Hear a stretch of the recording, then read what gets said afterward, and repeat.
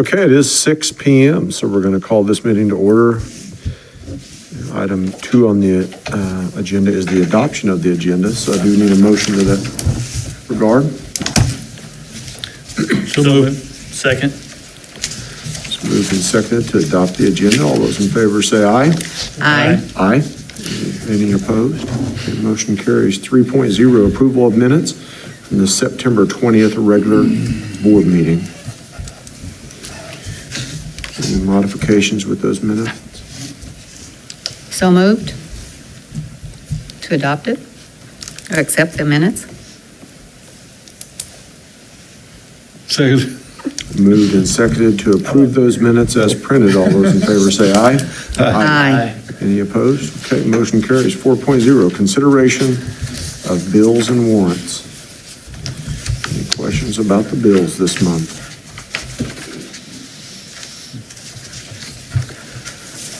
Move to approve. Second. Moved and seconded to approve those bills and warrants. All those in favor say aye. Aye.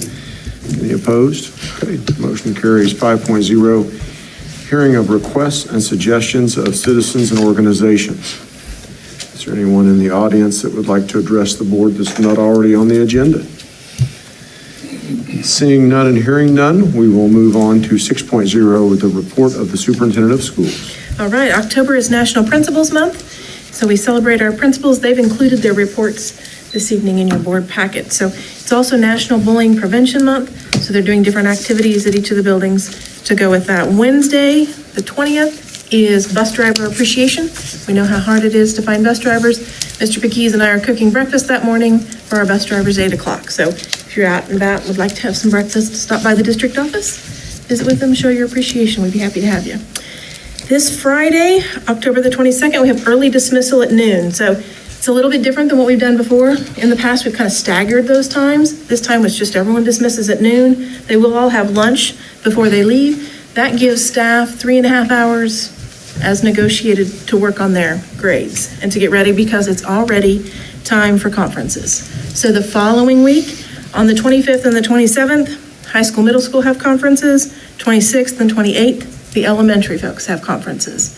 So I know both the Zoom option and in person were available, so a parent could sign up for either, whatever it is that made them feel the most comfortable. We just want for people to come, for sure. So next Tuesday on that 26th, we also have the candidate forum because there are 3 open positions for the board. And so y'all are running again, and so they'll be there for that. I'd encourage people to go. It's the city offices that night. November the 1st, school will not be in session. So that's the comp day. That's the day because teachers will have worked those 2 evenings to make up for that. And then November the 2nd will be the next professional development day. That day will be spent continuing what we've started in October, and continuing to work on curriculum and instruction and those kinds of things. And Mr. Pekees has got some academic stuff that he wants to share with you this evening. So COVID update, as of last week, we didn't have any new cases. We didn't have any new staff or student cases. We had 2 students that were quarantined. So that means since the beginning of August the 27th to now, we've had 4 staff cases and 8 student cases. So a total of 12 is where we're at. ESSER 2, yay, it's been turned in. I got an email today from Jean Rush at KSDE, and it's been sent to the task force, which means they'll review it. Hopefully it should be on the State Board of Education agenda for November. So we felt good about that. ESSER 3, there's not a deadline. They said I had to do a waiver that said, yes, we want to accept the award. There's not a deadline for the application, but there's kind of a deadline for the application. You have to have all of the money spent by September 30th of 2024. And so that means if we're going to be doing any projects, capital projects that are large, we need to get started on those things so that we have everything completed and finished. So the facilities group, I'm going to send out an email and we need to kind of get together and plan as we go forward. The difference with ESSER 3 is that 20% of the total award must be set aside for learning loss.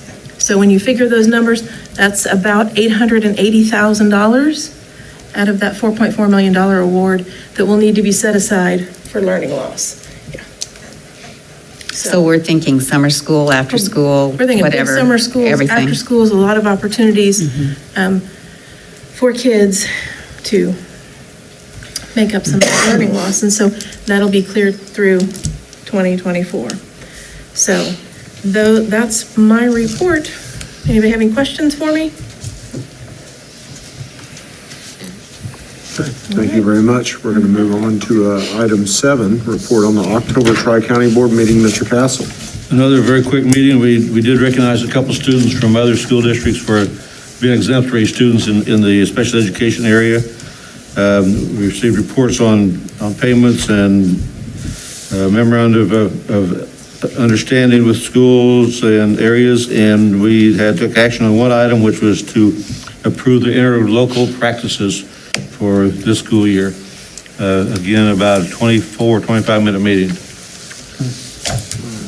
Impressive, short meetings here lately. Then I do it. Any questions from Mr. Castle? Okay, moving on to item 8. We do have some item 8A academic data from Mr. Pegues. All right, so this is part of that strategic plan, strategic goal, and Mr. Pegues has some good stuff for us tonight. Yeah. So if you looked at our strategic plan, the big focus was MTSS, which is a multi-tiered system for education or accommodations and interventions with our students who maybe are a little behind benchmarks. I put a packet in front of you that kind of talked a little bit about that. The other part of under academics and our strategic goal was to do some work on vertical and horizontal alignment, which I think had been a while since we've gotten in and done that. In our most recent in-service day on October 11th, we got to do some vertical alignment, and the feedback we got was really good. Even wanting to do more with that. So I think that's going to continue to be a focus with getting together multi-grades. So 6 through 12 math departments and English departments getting together, looking at data, looking for maybe areas where we're deficient and where are we teaching those standards and how are we teaching those standards, and just having good collaborative discussions among multiple. And then the elementary is doing the same thing. Lincoln teachers working with Garfield teachers working with Guthridge teachers, and having a look at those curriculum. Tiered instruction is a big focus. Obviously, we've been doing the tiered instruction at the elementary schools for many years, and it's been very successful, especially here in Parsons. But there's a big focus at middle school and high school to do more tiered instruction. And there's a lot of school districts looking to do this, especially with the learning loss from the pandemic and the gaps that are, everybody's pyramid's kind of upside down a little bit, and how do we make up for these students who are behind, and how do we account for those gaps? So really at the middle school, any student who is what we would deem tier 2 or tier 3, meaning they're behind, they will have a support class in math or English. So they have their regular math or English class, and if they're behind in math or English, they would have a support class where they will work with the teachers, the instructional coaches, aides that we put in there in small group settings and one-on-one settings on areas that they individualize are behind. And then through FastBridge, which is our new assessment program, middle school and high school, we're able to progress monitor individual students as they go through the school year to see, are they making adequate progress, or other things that we need to do. So it's really differentiated, individualizing that instruction to hopefully close those gaps before they graduate, before they move on to high school, to do that more of an MTSS. Obviously, middle schools and high schools aren't set up the same way as elementary, so it's a little bit more difficult to do the MTSS process. At high school, it's a little different. High school math classes are already kind of ability grouped or differentiated. You have math for the modern world, or general math, or you have algebra 2, you have geometry, you have trig and calculus. So they're kind of already arranged by ability groups and kind of tiered, so to speak. Englishes are not. So we've started a tiered English support class at the high school this year, where we're doing the same things that we're doing at the middle school. It's more with FastBridge, it's more smaller class sizes, it's more individualized, differentiated instruction, hopefully to close those gaps and give those students more supports that they need where they're deficient at. So going to come back to the whole tiered process and what that looks like, we give a fall assessment. We use Dibbles and MAP at our elementaries. At our secondaries, we use FastBridge, and we're in the first year's implementation of FastBridge. But then that kind of gives us, okay, these kids are tier 2, so they're just a little bit behind. And these kids are tier 3, and they're a lot behind. Tier 1, meaning they just get the general instruction. Whenever we teach the reading lesson in class, that's the tier 1 instruction. If you have students who are tier 2, they may pull out with an interventionist in a small group and get some extra supports besides what they taught in the classroom. And then tier 3, they may be more intense than that. A lot of times our tier 3 students are already on an IEP or an individualized education plan. So this kind of shows you the percentages as you go through. Really, the first two, the front and the back, just kind of show our tiered interventions, and then I attach some of what data I got from the instructional coaches. Obviously, there's a lot of data we could give you here, and probably overwhelm you a little bit, but just kind of gives you a good glimpse on, where we're at this year to start the school year. I've also, as I've gotten acquainted here in Parsons, looked at past years and kind of where we're trending and are our kids making growth throughout the year. And I would say that our teachers, our staff, they do a great job of making growth throughout the year. So I'm really excited to look at, okay, here's our percentages to start the year. Where are we going to be at in April and May? And that's really, as educators, what we have to do. We have our kids, and we want to make sure that they're making growth throughout the year. What you don't have in your packet, I have put together up here, and it didn't print off very well, so I didn't get you a paper copy, but this is 2019 data, but it really kind of gives a comparison on where we're at compared to regional schools. So this is the district state assessment. This is 2019 because I wanted to look prior to the pandemic. That kind of gave us some skewed data and a lot of other areas, but you can look at, on the right side here. So here's the surrounding schools and where we kind of rank compared to the state and compared to other schools. When you factor in our high free and reduced numbers, I think in comparison, we're doing pretty well. A lot of those schools that are above us have very little or less at-risk factors there. And you can see we score a little bit higher in math than we do in ELA. So we're just down a little bit. But then I can zoom that, make that larger, yeah, please. yeah, I'll see what I can do here. There's a lot of stuff up there.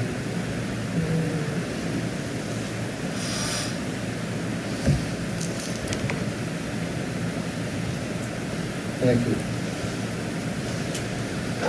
So this is really on the right side here, Luz, what I'm kind of just the comparisons from 2019 of where we rank compared to the state and local school districts around as a whole.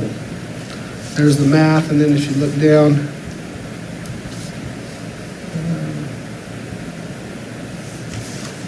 where we're at with reading. And we can look at, different grade levels, grade 10,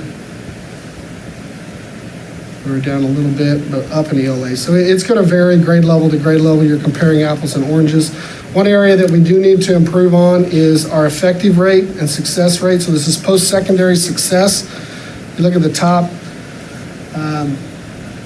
They measure how, it's maybe not fair, post-secondary success, how many kids go on to college, how many finish a 2-year degree, how many finish a 4-year degree, how many are still enrolled their second year, how many get a industry recognized certificate. So I've talked with Eric and our CTEs on, looking at our post-secondary success and where we're ranking there, some areas that we need to, and that's going to line up with our IPS. That's going to be a lot of work with there. We've got great CTE programs, so we need to look at, industry recognized certificates and getting kids more along the lines there.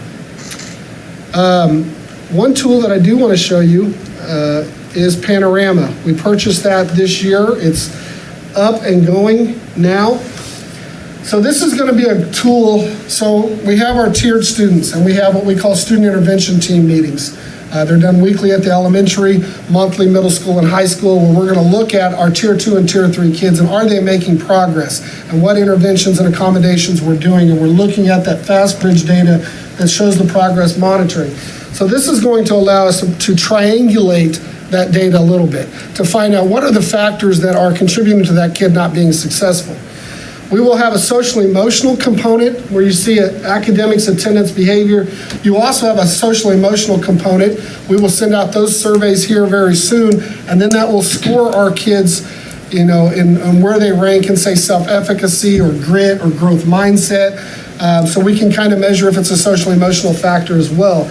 But we can look at buildings, we can look at, so for instance, I can look at race and ethnicity district-wide, and how are those kids doing? How are we doing as a building or a district with those? How can we look at, we can filter it by gender. We can filter it a lot of different ways, and how are those kids being successful? We can plug our interventions here through our SIT teams, and then we can progress individual plans, and are they completing those? Are they making progress as we go through? We can look at individual schools.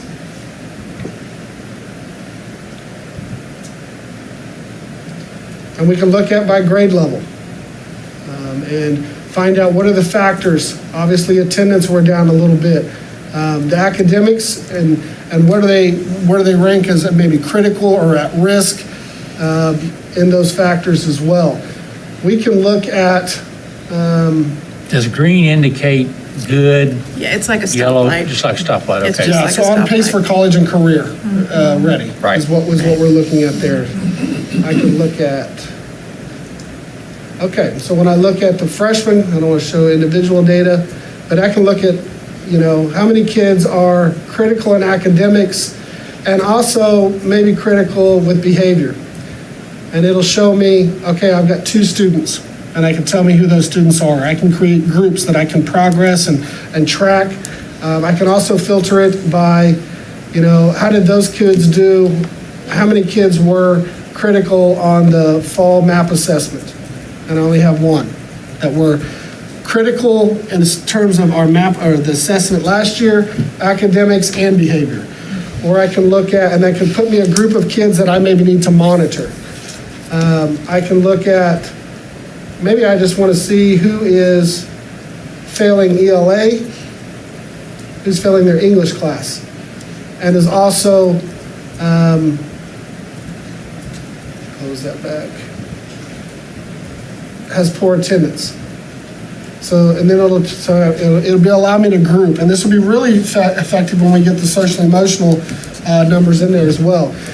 It's also got, it's got so much, I could hardly dive in. So I can track a building's attendance and how it's trending. I can look at how many kids were unexcused, what they were unexcused for, what the attendance rates were as well. I can look at, and I have permission to use this one. So who has access to Panorama? Is it just administrators or teachers or by building, or how does that work? So right now, it's instructional coaches, counselors, and administrators that have it. We're going to kind of grow our experts in using it before we throw it out to teachers, but eventually teachers will have access to it as well. We're kind of showing it to them. We don't want to put one more thing on their plate right now. We're going to use this as a tool, I think, especially year 1 in our SIT teams, in our counselor meetings, and some of those things. But we're going to, at some point, roll it out to teachers to say this is a tool you can use.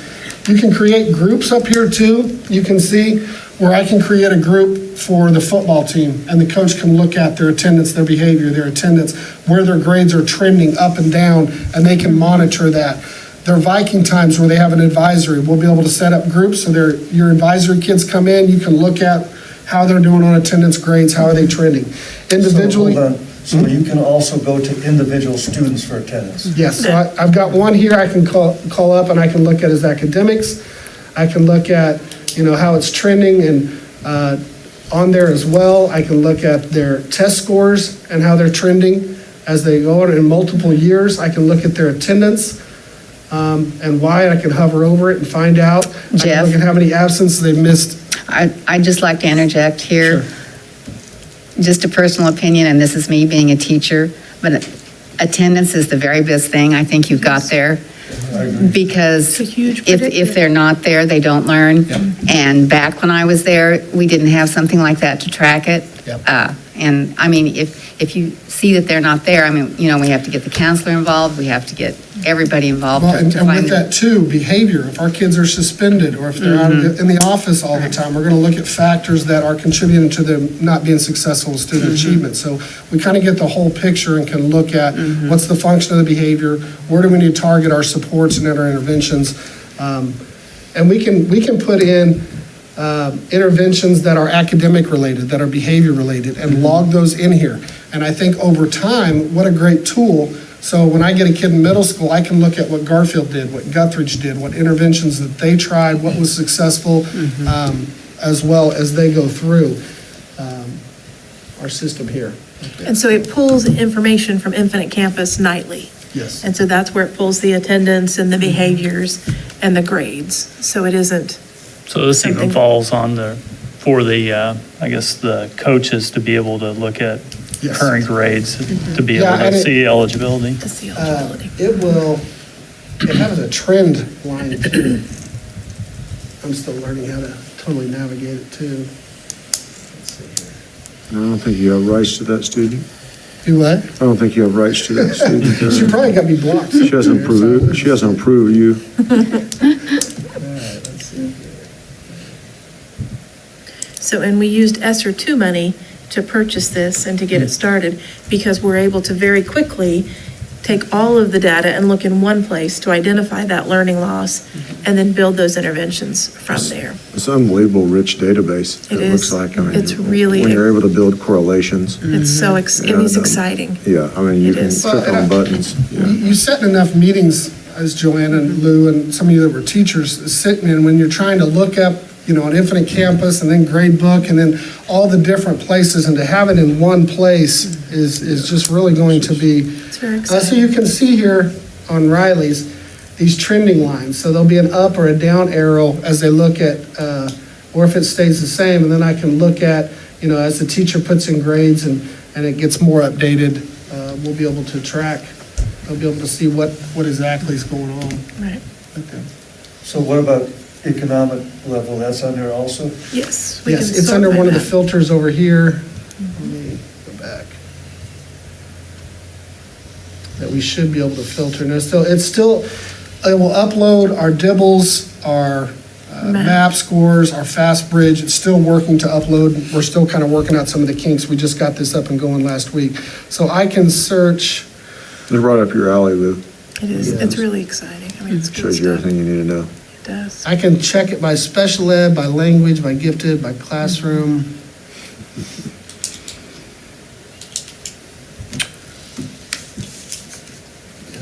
I don't see that yet. And there's, That may be I mean, something I have to I think look it's under into. the demographics. Is that on there? I can't see. Yeah, the race ethnicity is right there, but it's Okay. not. Yeah. And so that'll be something that, I mean, they're adding things.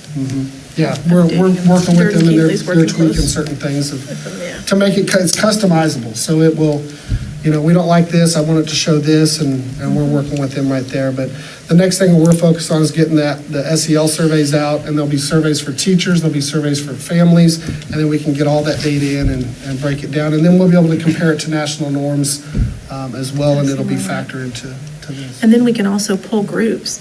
So we have that new CHC, SEK therapist person. They have found one, they've hired one. And so she's going to be available. Yeah. And so she'll be able to use this data to pull those groups, and we can contact, you know, our counselors can contact parents. Yeah, so get we'll be able to permissions look and- at, I want to see a group of kids who are critical under self-efficacy at the middle school. And it'll pull a group, say 10 kids, and that, our therapist will be able to work with those kids on a specific target area, which is amazing. It's really- I knew I threw a lot at you real quick. Any questions for me? I'm just glad you got it. I mean, it'd be a good source. Okay, thank you, Mr. Verghese. Item 8B, enrollment information. All right, so I sent it out on Friday, but I made you another copy today that looks like this. So you have our enrollment information at the top, kind of a 5-year trend for 503, and then below that, a comparison for other districts in the area. And so really, if you look from 2017-18 to 21-22, I would say overall, we've stayed pretty stable. We're much better than the other four you have listed here, Yes. the other three you have listed. Right. So in the last 2 years, we've had 24 students that we've lost in comparison to, well, I guess that's in the last 5 years. We're just the 24, compared to other schools where it's 1 year 113, 1 year 100, 1 year they've missed 46, they're missing 39. So I really feel like we've stayed very stable. You'll notice the difference. I did put virtual numbers in there because for a while we had one, or none. And so the last 2 years, we've had more virtual students than we've had before. That does have some impact on funding, but those students are completing and earning their credits in those programs. And then free meals. This year with that household economic survey, we had to fill out, instead of a free and reduced lunch application, because everyone received a free meal, that did impact the number of students that filled it out, or parents that filled it out, and students that were then eligible as well. And that number is good, really good compared to other districts. I've talked to districts that had lost over 100 in that area. That is correct. When we first pulled ours up before September 20th and looked, because it was a part of our enrollment. And so if a person was direct certified, which means they received benefits, they didn't have to fill it out, and they could just click yes, and then it moved right on. And what we found when we got to looking before September 20th was, there were a lot of people that had clicked yes that really were not direct certified, but simply didn't want to fill it out. And the other thing with it was, with the free and reduced lunch application, a parent would put, here's how much money I make in a week, or here's how much money I make every 2 weeks.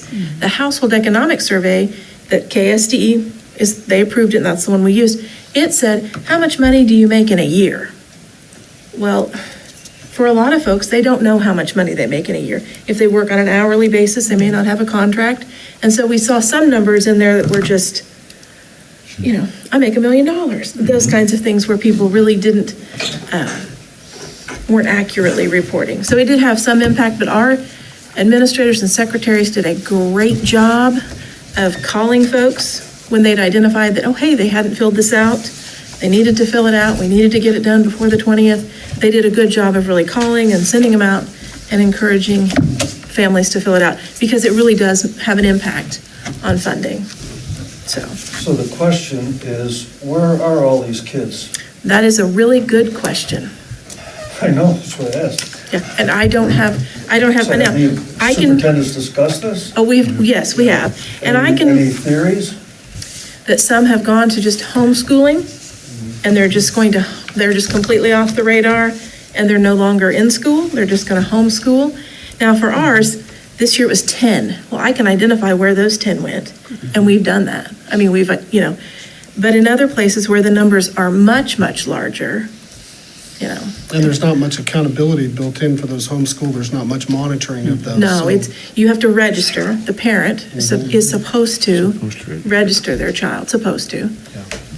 Well, I would Yeah. also assume, but not sure certain, but I would just assume the county populations have been dropping as well historically. But Could be. So there could be some. Well, someone's got to be getting more kids then. yeah, I'm sure, but, And it could moving be out of that the county. They moved out of the county, out of the state, Out of the state, wherever, yeah. could be. I think it's a combination of that, and then the number of students that are doing online school through a virtual program not affiliated with a school district, or those that are being homeschooled. I think it's a combination of all of those things. I do Sure. think homeschooling, though, is huge. I mean, maybe not so much here, but nationwide, it really is. And there's a lot of virtual programs that aren't attached to a school district. We're very fortunate we have a virtual program attached. So if a parent wants to do a virtual program, they can do a Viking virtual program, and they can still earn their child can still earn a Parsons High School diploma. And in some places, they don't have that, so. You can also look at your elementary numbers and whether or not if those numbers are lower this year than they were last year, that would account for some loss as well. So And they there's are. a lot of factors involved in Right. that number, whatever that magic number is, whether it's homeschools, moving out of the country, or Just just fewer lower kindergartners numbers, than there fewer were. kindergarten kids. Right. When you look, 5 years ago, we're virtually flat. I mean, I think Right. I don't know how we could expect If we fast forward 5 years from now and we're flat, I'd be pleased with that. Right. These other districts are down, 7 to Substantially. 10%. If you're down 7 to 10% over a 5-year period, that's significant. We're flat. We're fine. And we had a rise and then a fall, but when you look at a 5-year flat trend, I think we're in a good spot. I think that's the best we can expect, honestly. And better than most. Yeah. So Now, we might get things turned around with, we'd like for those numbers to go up. yes. I For mean, sure. it would be, And we had a few years until COVID where the numbers weren't going up. Yeah, we need housing, we need entertainment, we need a lot of things in our community to bring people in, jobs and so forth. But the reality is if we're flat, let's weather the storm. All right. Anybody have any questions for me on that? Okay, thank you. We're going to move on to 9.0, and we're going to table the Boundary bus stop for this evening. We'll move that to the next board meeting. So we'll move to 10.0, action to accept donations to schools. Okay, and that is on page 31 of your agenda. So at Lincoln Elementary, there were some donations of school supply bags from Labette Assistance valued at $75. Parsons Public Library made 3 different donations of craft bags for students valued at $30, $30, and $25. Remnant Cafe donated cookie bags for staff valued at $30, and the Parsons Grade School PTO gave some teacher mini grants valued at $2,800. So donations at Lincoln, $2,960 for the month of September. In Garfield, there were no donations in September, the same as at Guthridge. The middle school Bowen Pharmacy made a donation of $50 to the Viking store for the month of September. At the high school, the graphic design program received a donation from an anonymous source of $55. Honor Flight received donations from the Carter Raider American Legion for $3,000, Gene Squire for $1,000, Seaside Management for $150, another anonymous donation to the Honor Flight of $1,035, and then a $25 donation to the Honor Flight from Helen Jones in memory of Helen Bevins. Julian Robert Legler made a donation to the soccer program for $25. Riders Club received $170 from an anonymous source. We received vertical hydroponic tower for culinary arts, which is something they're using at the high school in our Family and Consumer Science class, and that came from Chatter's Restaurant, valued at $1,200. The high school musical received a $1,000 donation from Lyle and Kelly Florence, for a total of $7,660 donated to the high school in September. So for the entire month of September for the whole district, total school district donations were $10,670. So I recommend that you approve those donations to schools. Move to approve. Second. It's been moved to approve and seconded those donations. All those in favor say aye. Aye. Any opposed? Okay, motion carries. 10.1, action on the district mask policy. So here we are again this month, revisiting the issue. Here we are. Okay, and so the board had decided in August that each month they would review the data and look to see where we were at and how we would proceed for the following month in regard to wearing a mask. So county cases have continued to decline. Currently, what's most recent from the Labette Health Department was that there were 9 cases on Friday. I did go back and look this time last month, there were 55 active cases. So we were at 9. Since August, we've had the 12 positive staff and students combined, and we've been masked. Now, I was able to compare that to a couple other area districts that have their COVID data online as well. And so one of those had 18 cases, and they were not masked for the same time. And then another school district had, that I could find pretty easily, had the 12 cases similar, as well. So what we found is that vaccination is the #1 mitigation strategy. Every week, the Commissioner of Education has a meeting and shares with us, and it has become more and more pressing, topic of vaccination. So we do have 89% of our staff is fully vaccinated. And so that's an increase a little from last month at 87 or 85. So to be honest, those that are left, I think unless there's a mandate, I probably won't. We do have 31% of our eligible students vaccinated. So that's 12 to 18, works out to be 189 of them, right about 31%. So we continue to offer those vaccinations weekly. We're hoping that vaccines will be available for kids ages 5 to 12 sometime around Thanksgiving. So we do have the test to stay and the test to know strategy that we've been doing, which is just a simple COVID test, one of those rapid tests, and it prevents the need to quarantine, which is very helpful. We've administered 42 of those tests up to this point and have had one positive result, but we have everything set up if we needed to do that for groups. I will tell you, the administrators met last week and we put out on paper all the pros and cons to all the different options so that we could, kind of talk it out. I will tell you, trying to enforce a mask mandate at an indoor athletic activity is very, very difficult. So, and to be honest, I really didn't appreciate how hard it was. The other day, both of the high school administrators were at other high school activities out of town, and I said, I'll go to the volleyball.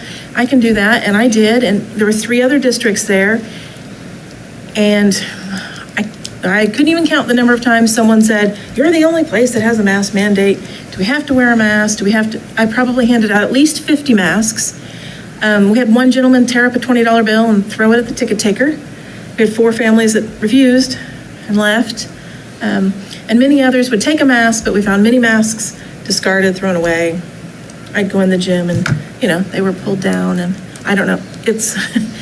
We have the snack bar open, and so people are eating popcorn really slow, and it's very, very difficult. There's not adequate law enforcement to help us at this time. I mean, they're really running short on that as well. So I did talk to Brian Williams today, and he provided some information. He sent me some COVID numbers for Labette Health for the last 30 days. And so they've had 16 COVID admissions at Labette Health. And so those aren't just people that live in our county. Our hospital serves a variety of counties. And out of those, 2 were vaccinated and 14 weren't. I think that's important, to know. The fever clinic has seen a decrease in the number of positive cases as well. In Parsons, last week they tested 30 people at the fever clinic, and there were 4 of those that were positive. So, and some of them were kids. So, in Independence, it looks like he said they tested 45, and there were 11. So the number was a little bit higher.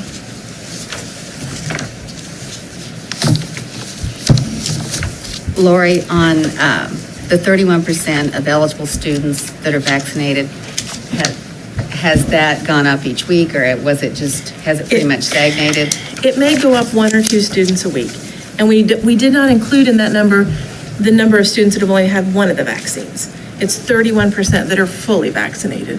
And that means they've had both vaccines and it's been 14 days. So that number will continue to increase. And there may be some kids got vaccines this summer. And most of those are put in the system. But I know one place in town where they were able to get a vaccine. There was kind of a glitch of some sort. And parents have said, oh, well, my child got the vaccine and it isn't entered in the system. And so they're trying to, to work through all of that. Do we offer vaccine at the schools? Yes, we do. At a certain day, every day? It's available for a staff member every day, any day. Okay, how about children? And for a child, it's available every Friday. So there's a consent form that the parent would have to fill out, but it's available every Friday. At first thing in the morning? Middle school and high school, there's not a set time. They can come anytime, at lunch, at passing period. Is it advertised well out there that they can get it? Well, I mean, it's in the announcements. And so I think the kids know. We could put it out for parents. Again, it's been on social media, but we could run another bout of that if we wanted to. And that's basically 7th grade and up, correct? It is. That was because with 6, it's usually you turn 12. when you're in the 6th grade, but maybe not. So we didn't. Yeah, some six, Some but at six, least seven. But it's 7th and up for sure. Just 30%. And we've continued to encourage that because then if a person is exposed, wearing a mask or not wearing a mask, if they are vaccinated, they aren't required to quarantine. And they aren't required to test every day. They're just simply required to monitor for symptoms. I have some information here. I emailed Brian Williams today, and I'm looking at the letter that you sent us all. And just to clarify, Brian did say we continue to see a 50 to 60% positivity rate in our fever clinics, with our most recent clinic seeing 7 of 14 positive, with 3 of the positive being school-age children. We have 5 patients in isolation today. Again, this is October 6th. In the hospital, with 2 of whom being COVID-19 positive confirmed, and our ICU is full. In short, we are not through the Delta variant phase of this virus. We're not through the Delta variant phase of this virus yet. And today, from Melissa Beasley, I don't know if you had that email, No, I don't know who from the that fever is. clinic, she said in Parsons, Oh, that's what I just went through. we It tested said 30 people last week. And 4 were Of positive. 30, 40, well, let me finish, please. Of 30, 4 people were positive. That's 13%. And if I recall, 3 of the doctors, when we were here last March, said 10% is the rate where you want to be real careful. Of those 4, the ages were 8, 10, 2, and 44. Right. And then, like you said, in Independence, there were 11 with a positivity rate of 24%. So combined with Independence and Parsons, it's 20%. But here's the kicker. Yes, we are seeing positive school-age children in that positivity rate. And along those lines of what the administrator said, we could still have an indoor mask policy. And I certainly wouldn't want, because almost every other school around us has dropped this mask mandate, I would not force our administrators to go around asking people to put a mask on. What I would suggest is that you have the mandate in place, and to avoid a lawsuit like they have in Wisconsin, we have the mandate in place, which means it's no different than a seatbelt mandate. You either put your seatbelt on or you don't.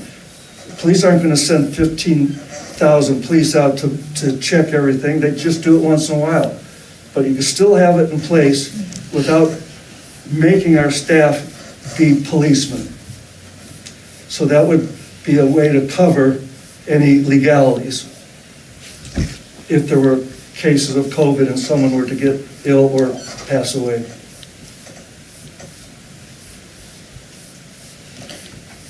What many area school districts have done is they have instituted a certain percentage.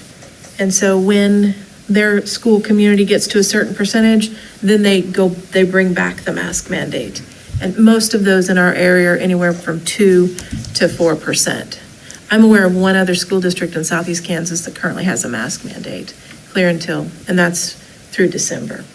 And at one of those school board meetings, one of the doctors who's on the school board asked, where'd you come up with that 2%? And no one came up with an answer.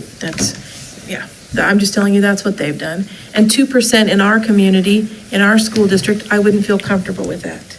But I would feel comfortable with 1%, which would be 15 students and staff combined. By the way, just got a notice that the city commission meeting has been canceled for tonight due to a COVID outbreak. Just an aside. I was not aware of that. So, like Brian said, this Delta variant isn't going away for a while. We're doing I appreciate all the pictures you put on with all of our kids and our staff wearing masks. I see a lot of them that are outside eating lunch, doing recess. I saw Mrs. Keel today. She took her kids outside. So our kids are getting plenty of time outside getting some mask breaks. I think you bought some extra tables for kids to eat outside. Yes, I did. So that's the smart thing, because yeah, it's a pain in the neck to wear this mask, but I think our teachers and our staff are doing a great job. Well, as far as as far as the sports, I mean, if we just say, can you say mask recommended or mask optional, or does that cover? It does, there's This no, loss. it's not, to the best of my knowledge, there's no legality or concern with recommending, highly encouraging them to wear masks. For that, I'd say start tomorrow, or whatever, as far Because as it the really sporting is- events, it because I really can is- see it's a hassle. Oh, right, and I was there that evening, and then the one person that did put on the mask then proceeded to kind of follow me around most of the evening to ask me, are you sure we should do this? What's the data? What's, and there were, And the inconsistency at the other school districts who maybe had a mask requirement but did not enforce it whatsoever, made it really difficult on Yeah. us. Because they go to all the ball games and don't wear them, and then they come to ours, and we are trying to And do we our said- jobs. and Right. If Here it's we a are. rule, we're going to enforce it, but it is very difficult. But it's a hassle. Sure. It's wasted time. I don't disagree, you're right, Yeah. but I would still have the mandate in place.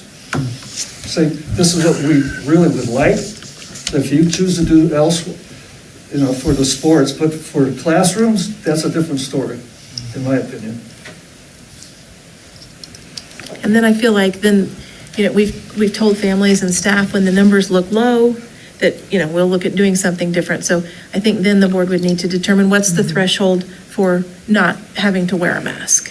What is the, and establish that so that people know clearly what it is. How are we gonna know? Well, that's my point. Are we That's going to my just point, too. continue How- to wear them? We don't know, we're taking this month by month. And this month, the data looks really good. We've had 9 cases, and we're currently at 9 cases that are active in the county. And we do have that test to stay strategy, so we're not going to have the large numbers of quarantines.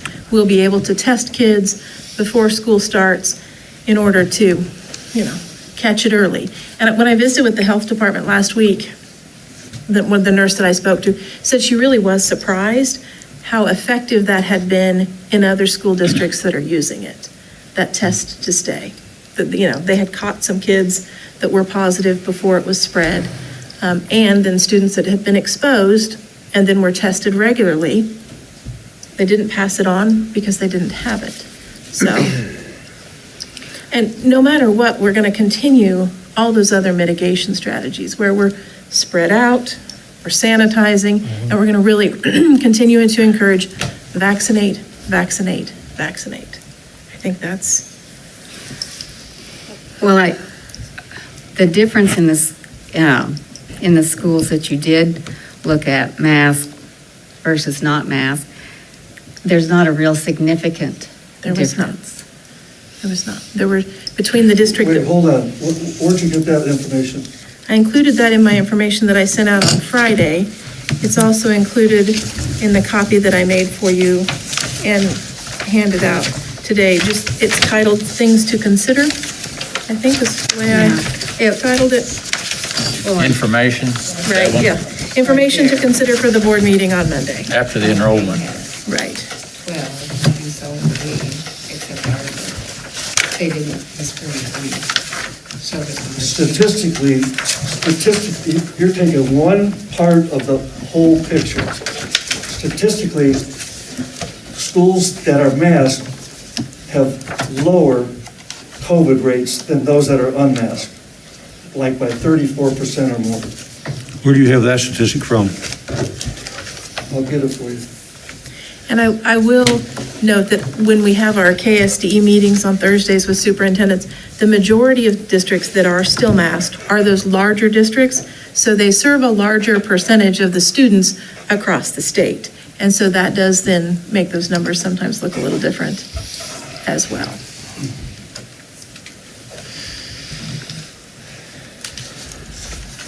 What is talk to us about if we would relax the mask policy, how that impacts our modified quarantine rules and procedures. Talk to us about Okay. that. And that was something that administrators talked about as well. So if we were to highly recommend masks and not require them, then whenever there was an exposure, it would require students to quarantine.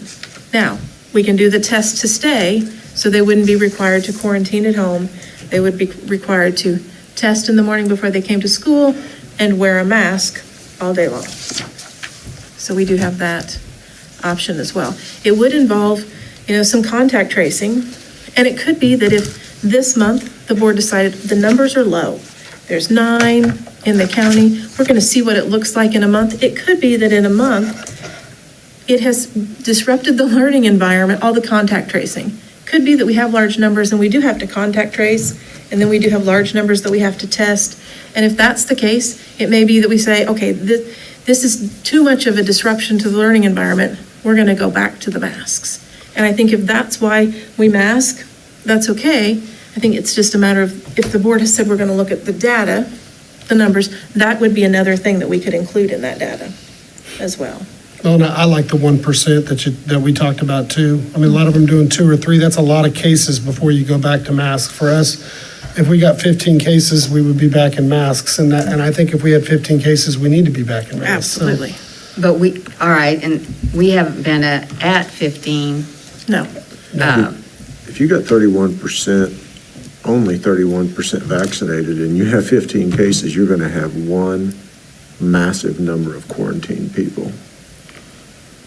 You could if they have exposures at school, yeah. Because 2 out of 3 kids aren't vaccinated. And then it would depend on how many wanted to were willing to do the test to stay, which we've had 2 exposures at the high school at lunch.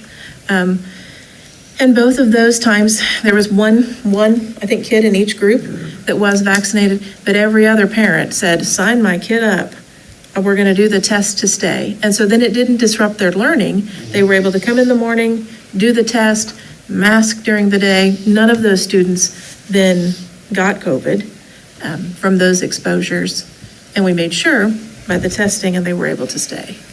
I think sometimes the littles, they're the ones that may be a little more hesitant to have their kid tested every day than an older elementary or middle school, high school. So I think we can look at data, we can look at all kinds of data, nationally, world, or local. I think it behooves us to look mostly at local data, which would be Levette County and maybe Levette County, Neosho County, Crawford County, Cherokee County, but locally versus nationally. So I kind of lean towards, let's give it a shot, taking them off, setting a 1% case percentage, and if that hits 1%, it's automatic. We go back to mask, but I think the KDHE testing is is a big factor in keeping kids in school. Mm-hmm. And as long as parents will agree to let their kids get tested, we can keep this number down.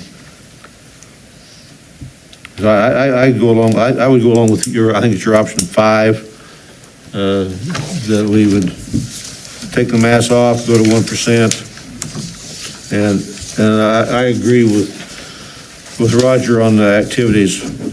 It's not worth the fight. It's not worth the fight. We can say we highly recommend mask activities and let it go with that. If you got a mandate, then we expect our people to follow that mandate, which means we have people who have to be the policemen. If it's a recommendation, they don't have to be that.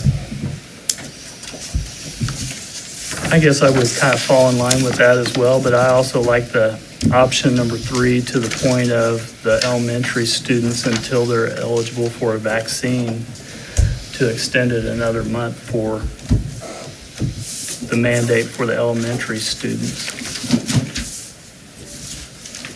for an additional month. The elementary students do a far better job than the Correct. secondary students at wearing them, and it doesn't seem to bother them near as much as well. And that could be even adjusted, obviously, based upon monthly numbers, as well as once the vaccine supposedly should come out, whatever, 3 or 4 weeks. Well, and we could look at the data in a month to see how much contact tracing, how many tests to stay, how many exposures were there, and then how many more we were able to vaccinate, because that is the key, I think. And we need to continue to evaluate this every month. Mm-hmm. Just if we take them off, we got to look at it again in November or December. It's also very difficult on our staff. I mean, I don't know, talking in this all day long, sweating in it. It is very difficult to teach in a mask, it is. And the administrators, could you tell us a little bit what they said? And they, when we met together, they talked about, well, if we went without masks, then that would increase contact tracing. And we haven't had to do that. So that was something definitely to evaluate. But they also talked about, especially at the secondary level, it's getting harder and harder to enforce it. I mean, there's a mask fatigue, and then for teachers and staff as well, and especially those that are vaccinated, when the numbers are so low, that's, And it doesn't mean that staff wouldn't that staff wouldn't stay masked. When I go into schools, I'm going to wear my mask. When I get around people and I'm going to be there closely, because that's what I choose to do. We talked about, elementary only, and we didn't like the inconsistency. So For families. Secondary teachers wouldn't have to wear it, but elementary teachers would, and we talked about some of those factors. The majority of them liked the 1%. That's what they were at. Because we talked about masking unvaccinated compared to unmasking, and then that becomes Enforcement issues. an enforcement issue. And The sad part is kids 12 and under are unvaccinated and they're very vulnerable. That's my biggest concern. And they're How do you going- protect them? And they're going to be, hopefully, vaccinated soon. I hope so. And we hope that they're going to be vaccinated soon. And also, we have a large portion of us, myself included, and the majority of the teachers that took the vaccination as early as they could, where those vaccinations are going to need to be renewed with a booster. And so I'm hopeful that we'll get to that point where we can get that booster soon. I'm hopeful that the holidays will not cause us grief.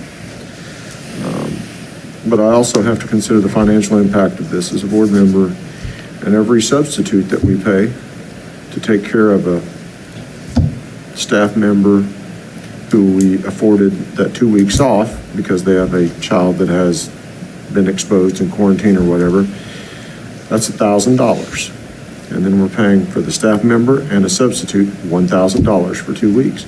So we need to consider that as well, because I think that there have been neighboring districts that have taken their masks off, and they had an impact from that. It was not positive. And so I would encourage you to think about that as well, where we're headed with this. That's definitely something to consider. We've been fortunate up to this point, we've had one staff member that's needed that leave. And we do have the full-time staff, the full-time substitutes that are employed, and 3 of those are employed with ESSER funds as well, so that helps. But Jeff is right, it does have an impact. And at this point, it was 90% of our faculty and staff are They are vaccinated. currently vaccinated, so they wouldn't require any kind of quarantining. And those that would require quarantine for an exposure wouldn't be paid because that wasn't part of the policy. Now, but what Jeff is saying is if they've got a student, they have a child that's ineligible for the vaccine due to their age, then those folks would be paid. So that's what he's referring to. But as far as staff exposure, with 89% of them, it would be very few that we'd still have to find a substitute. There would still, we would still have that expense, but we wouldn't have the double expense. So there's just a lot of things to consider.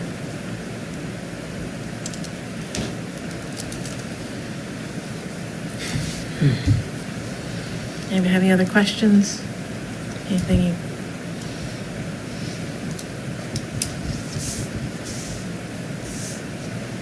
So we need a motion. Well, I'm thinking,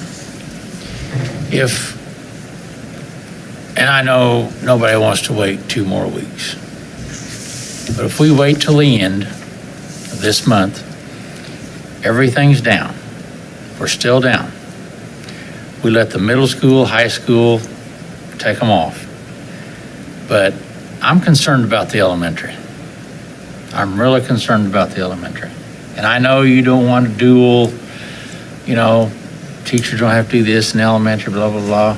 Well, it's different if it's building by But- building. I think the concern with the dual was like, if we just said 12 and up, and so then we had like those sixth graders that had to wear Oh, a mask, where the no. seventh and eighth grade didn't, I mean, in one building. No, I'd just say middle school and high school, let them go, and just, if our numbers are down, I'm concerned, and I see Jeff's point, and I see other people's points. I just would hope, and if we could wait 2 weeks, but that's just my thing. Wait 2 weeks. If it's good, then rip and zip. What's 2 weeks? What's the motivation behind that, Roger? Well, to see if it continues to go down. To see all the, if I can absorb, all these numbers. Of course, like, says you can read all the numbers, you can make anything you want to out of it. That's correct. But, Well, I'm going to call a special meeting here in a couple weeks anyway. So if that's your pleasure, we have some other business we need to conduct in a couple weeks. So we can do that, or we can, I just thought instead of waiting a tonight. month, split the difference. And I know there's going to be a lot of teachers that are unhappy with me. I hear it, but I know. That's just my thought, but I'm only one of, Well, I think that's, if you look at our quarantine numbers home, it starts up at 25 and it's down to 2, and the last 3 weeks have been 11, 9, and 2. And if we could see that there was 2 more weeks of, 3, 2, 0, right. or 0, hopefully, there is more data there. We've done a great job so far. We have. Our staff has worked really hard, and our kids have, and our community has been very supportive. I would say, when I was at that volleyball game the other day, Right. people throwing a fit and leaving and tearing up $20 bills were not Parsons Vikings. Yeah. That is not who that was. And so So I are you appreciate saying, that. let's go 2 more weeks masking, and then at the special meeting, make the decision? I'll go If the along. numbers are low, then we I'll kick go the along high with that. school, I'll middle make that school out, motion. and whatever. Okay, and what about I'll make activities? that motion. There probably are no activities home before that, are there? Volleyball's regional or substrate this week. Middle school basketball may have a home game, but We have triangular tomorrow. I'm ready as far as that, activities, let them go. I don't expect them to fight highly that. recommended. for So we'll activities. need 2 motions. Yeah. We could probably handle it in one motion Okay. if it's worded correctly. I didn't make the motion, so we've got 2 competing people talking here, so. I made the motion to go along with Joanne for another 2 weeks, keep the same policy we have. I would not force our administrators to jump all over everyone to put a mask on for indoor activities. And then Okay. 2 weeks, revisit it, and then see Okay. what the data shows us. So that's different from what Roger's saying. Roger's saying, go ahead and, for indoor activities, not require, but recommend masks. That's what I hear Roger saying. Is that Right, accurate? correct. Is that what we talked about, Mike? Yeah. That'd be the easiest to Okay. enforce, yeah. So we got 2 competing motions here, and we can deal with them in sequence. But I'm trying to build a consensus. If we can build a consensus, if we can't, we'll deal with each motion. But I think what I'm hearing is both people are saying, at least in school, in the classroom, so on and so forth, I'm going to have to call a special meeting in about 2 Right. weeks because we've got some other business we need to deal with. So until that special meeting, we would continue as is in the classroom, so on and so forth. We've got one individual saying for athletic, CASA-related activities, recommend masks but not require them. We've got another individual saying, let's also hold off on that decision for 2 weeks. That's what I'm hearing. So somebody needs to make a motion and then we can deal with it. And I don't care who makes the motion. Roger, you have a motion, didn't you? You made a motion? Well, oh, no, you mean Lou? Yeah, it'd be for 2 more weeks, and then we would look at what you said. No, I'm talking about athletics. Me too, Okay. because I'm recommending the same policy that we have right now. And that does require enforcement. If we're going to have a mandate, and that's the rule. Who says that? Well, I do. What? I do. There's no point, in my opinion, if we're going to have a rule, we need to enforce it. How many I feel- things do we have? Yeah, that's just what I was How going to many, ask. how many in the next 2 activities do we weeks. have left? So We're going let's, to triangular at the high school tomorrow for volleyball, Yeah. get indoor mat. And then it's a we have hassle. that'll be a big one. Then we have girls' basketball starting in the beginning of November at the middle school. But that'll be, it's only this triangular. Yes, triangular tomorrow. Which is- So Lou, if we just let them, the triangular, because, I mean, the administrators have to run and tell them and people get pissed, you know, I see what you're saying, but it's just one thing, right? Just one activity, high school? And then November, one high school activity, then beginning on November the 4th. Well, but Jeff will meet Go to the meeting. by then. I'm hoping to meet before meet November the prior. 4th. Yes. I think saying that we're going to have the rule but not enforce it makes it difficult on our administrators too. Because Right. I may have a parent come down to me and say, Well, you have that the guy's rule. not wearing his mask, you need to do your job. You know, you need to go I'd handle like to that. know what the legalities are. If you have a mask mandate and you don't go around policing it, but you have it written and something happens, are you covered? I If think you're just saying, well, you can wear a mask if you want, are you covered? That's what I would like to know. What if we say optional? Well, I think you're covered if you say that it's We recommended. highly recommend it. So because I What's feel, highly recommended mean? Same thing encourage every you- other Yes, district is Recommended, doing. highly recommended, Well, strongly either recommended? one. it's all this, I Either mean, one. we would encourage, recommend, I mean, that's just semantics. But I feel like if we have a mandate, if it's a mandate that you do it, then we need to enforce that. That's just my opinion. Because otherwise, Yeah. if we have rules that we're not going to enforce, what's the point of having the rule? It's It- rough, Lou. I mean, on those It people, is. I've heard them They're- talk about it. It's, They really, I mean, it's like, well, I gave the analogy, it's like the Matt Ray slow snack. When he was a little kid, before he went to bed, he wanted a snack, and he would get 2 chips and like smash them. And then he'd like lick his finger, and how slow could he eat those 2 chips? That's what we have, people, you know, how slow can you eat a Tootsie Pop? How slow can you eat a bag of popcorn? And then you can't say, pull up your mask, because they're they're really slowly eating their snack. It's just very, very difficult to enforce without it becoming a big scene. And we don't want for people to be, you know, Who's the triangular with? Parsons and, Fort Scott and Lebec County. do either one of them have mask mandates? No, they do not. No, do not. and one of them we have played before. And the majority of their group does not wear masks. So, Well, if they don't wear them, even if we have it there and they don't wear them, I mean, if I mean, it's if a, that's if the it's only a, one. yeah, I mean, if it's a mandate, we say, here, put it on, I mean, I probably handed out 50 the other day, and then it got to the point where I couldn't keep up with who was eating the popcorn really slow and who was just looking at me Well, with it pulled down like. they're what are you either gonna going do? to wear it or they, majority of them's not going to wear it. And then we wear it, and then it's just a mess. Because currently, the majority of, well, we're the only one that has that. did we have to wear them last year during basketball? We did. All right, I'm going to split the motion. I want to make a motion just to wear mask in the classroom, For 2 weeks, and then someone else can make the other motion. for 2 For weeks, 2 right? weeks. We're gonna meet again. Before we check again. For 2 weeks, right? Well, until the next special Board. meeting. Right, okay.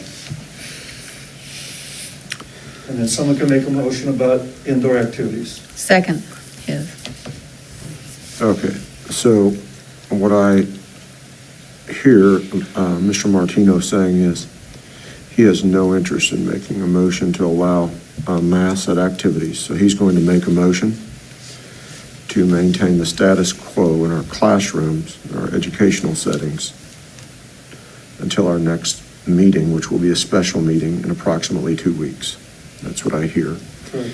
And we can take action on that, and then we can have a separate motion on the activities. So there's a motion on the floor, and there's a second that maintains the status quo. All those in favor say aye.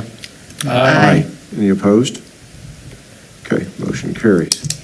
Now we need further action, if any, on the CASA activities. I'll make a motion, we remove the masking mandate for indoor athletic activities, but do recommend masks. Is there a second for that motion? I second.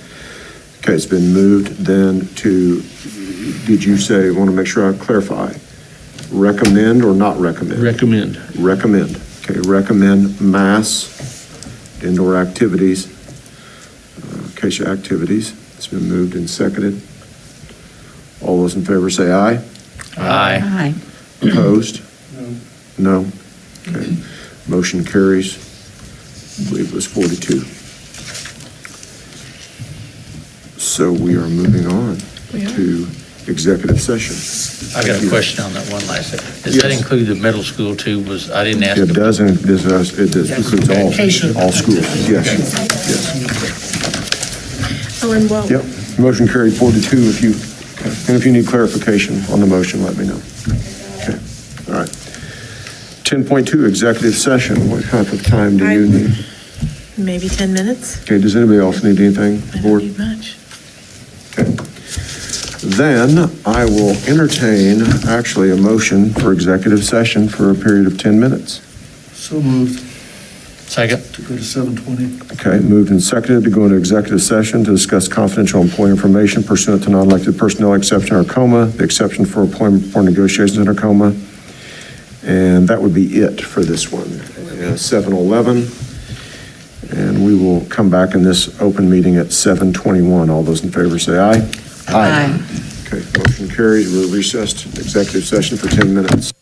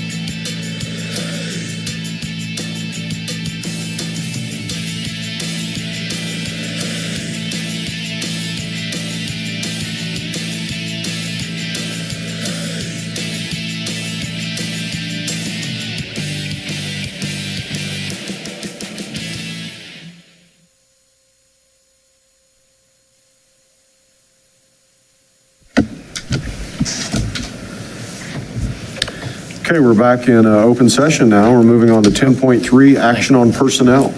All right, we've got a couple recommendations for employment. Evan Connor as a bus monitor, effective September 30th, 2021.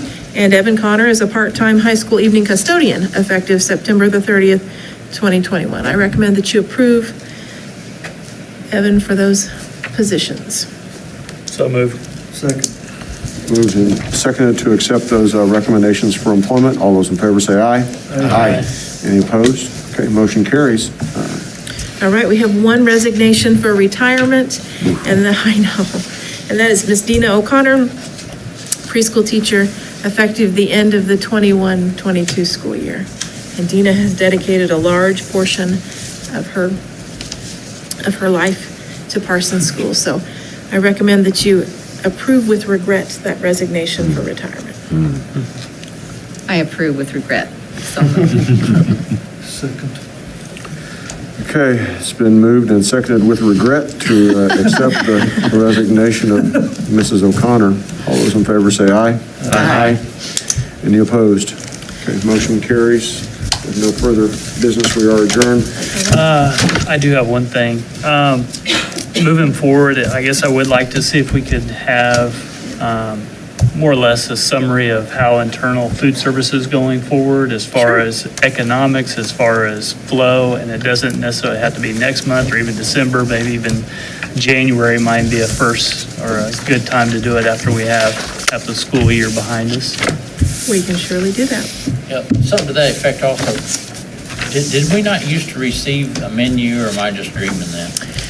It's on Nutrislice, which is on the internet. Oh, okay. So I think years ago, used to get a paper menu, and you can print the menu off of Nutrislice Okay. on the internet if you want to. But yeah, we used to get the old paper ones that we would tape up, and now it's all on the internet.